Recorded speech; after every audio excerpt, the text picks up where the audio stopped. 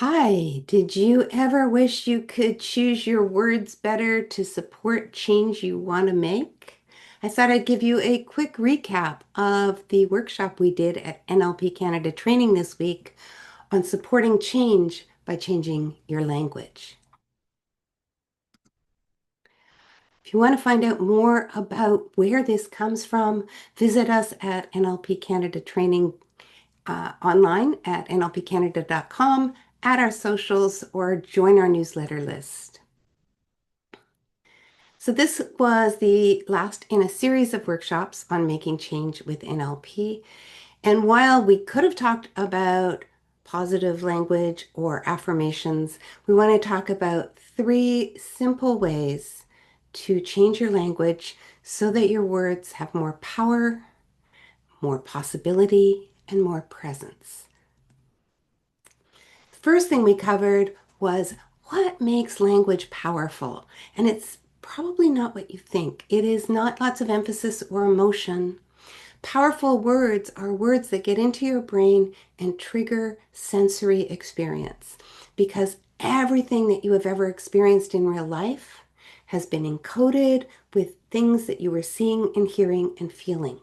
And whenever you use simple language to either mention something somebody might see or hear or feel, or remind them to look at what they're seeing or hear what they're hearing or feel what they're feeling.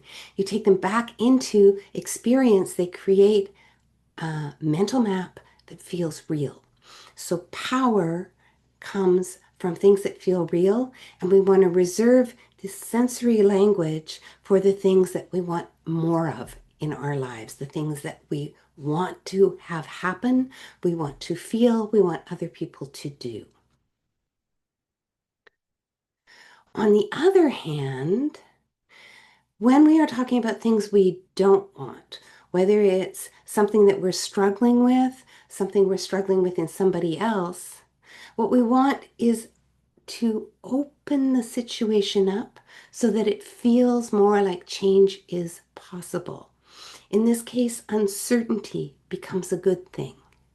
And this is where we start using the language of possibility, which again is not getting people all excited about what could be, but simply establishing just a little bit of doubt that what seems like a real barrier might be a barrier. I wonder if maybe it could be that some people would think, even most people would think that I'm stuck is different then I am stuck, and I know I am stuck because I feel this and I see this and I hear this. So when things seem real, when we're describing them as if they're real, and we want to create a possibility of change, we use the language of uncertainty to create new possibilities, to remind us that in an uncertain world, even the bad stuff is uncertain. And the last thing we looked at was how do you show presence? Both the kind of presence that indicates that you are confident and the kind of presence that shows that you are really attentive to somebody else to make them feel supported and connected so you can help them change or maybe so they can help you change. And we're always looking for the right thing to say. Here's the right thing to say, whatever they just said. Listen carefully, and before you introduce anything new into the conversation, repeat back exact words you have just heard them say. This will school your attention to stay present. You won't be faking it. And it will allow them to hear you were really listening. And that forges a really strong connection. And you can use that connection to transfer other kinds of information. But you establish connection, you establish presence by showing you are listening. Some of that is nonverbal, it is matching and mirroring, both matching and mirroring what you see, gestures, what you hear, tone of voice, but specifically in this case, the words you use start with the words they use.